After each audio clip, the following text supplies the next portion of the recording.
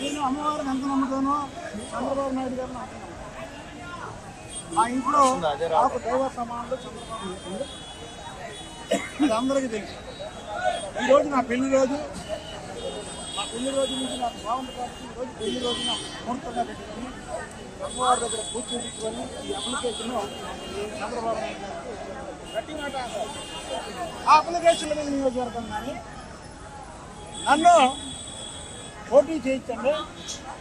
ఇవాళ భారతదేశ రాజకీయాల్లో జరుగుతున్నటువంటి పరిణామాలు ఒక పార్టీ సింబల్ మీద కలిసి రెండో పార్టీలో కలుపుతున్నటువంటి రోజులు ఇవి. ఏ రోజు ఏ ముఖ్యమంత్రి మారుతాడో, ఏ రోజు ఏ ముఖ్యమంత్రి ఇంకేంటారో తెలియని రోజులు.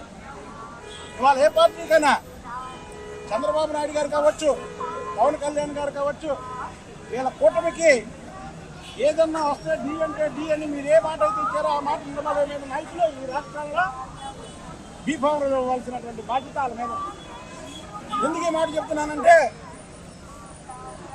3 సంవత్సరాలు పార్టీలో పోరాటం చేయలేనటువంటి వ్యక్తులు, పార్టీలో కనబడినటువంటి వ్యక్తులు 2 సంవత్సరాలు బట్టి పవన్ కళ్యాణ్ గారు, చంద్రబాబు నాయుడు గారు కలయికతో పార్టీకి మళ్ళీ కొత్త జ్యూస్ వస్తే కొత్త వాళ్ళు కనబడుతున్నారు.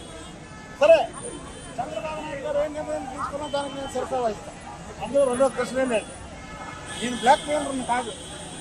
చంద్రబాబు నాయుడు గారు మాట జవదాటినా మీ మీడియా ముఖ్యంగా పవన్ కళ్యాణ్ గారు కూడా వినియోగించుకోండి.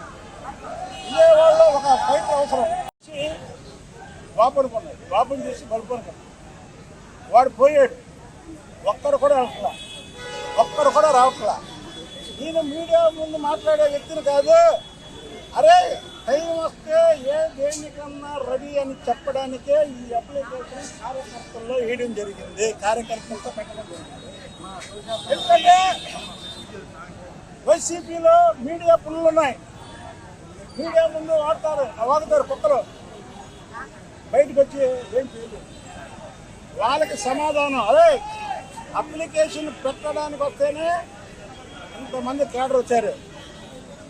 మీరు చంద్రబాబు నాయుడు గారిని కానీ పవన్ కళ్యాణ్ గారిని కానీ ఏదైనా వాగుడు విజయవాడలో వాగితే మీకు బడితో పూజ చేయడానికి ఎంతమంది కంటే ఎక్కువ వస్తారని చెప్పడానికి వాళ్ళ అప్లికేషన్ ఒక సంకేతం.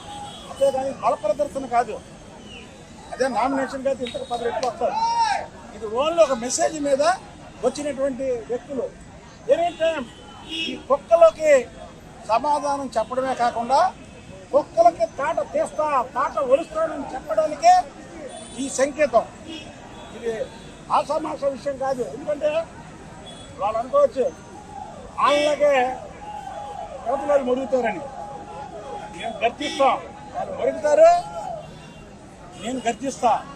చెప్తున్నా, ఈ రోజు బట్టి ఎన్నికలు అయిన తర్వాత నేను థియేటర్ క్లోజ్. ఈ రోజు బట్టి చంద్రబాబు నాయుడు గారు కానీ వాళ్ళ కుటుంబం మీద కానీ, అలాగే తెలుగుదేశం పార్టీతో పొత్తుల్లో ఉన్నటువంటి జనసేన అధ్యక్షుడు పవన్ కళ్యాణ్ గారి మీద కానీ ఏ కుక్క మాట్లాడినా గర్జిస్తా. కన్నా దమ్మున్నవాడైతే టీవీల ముందు మాట్లాడడం కాదు, రండి చూసుకుందాం మీరు మేము. ఎందుకంటే ప్రతిరోజు వ్యక్తిగత దోషంతో మీరు చేస్తున్నారు. గురించి శాంతులు వాళ్ళ అప్లికేషన్కి మేము పెట్టినటువంటి ఊరేగింపు ఓన్లీ శాంతులు మాత్రమే. ఎవడన్నా ఏదన్నా ఎక్కడన్నా వాగి ఏదన్నా కుటుంబాల మీద కానీ చేస్తే వాళ్ళ తాట తీస్తామని తెలియజేస్తారు.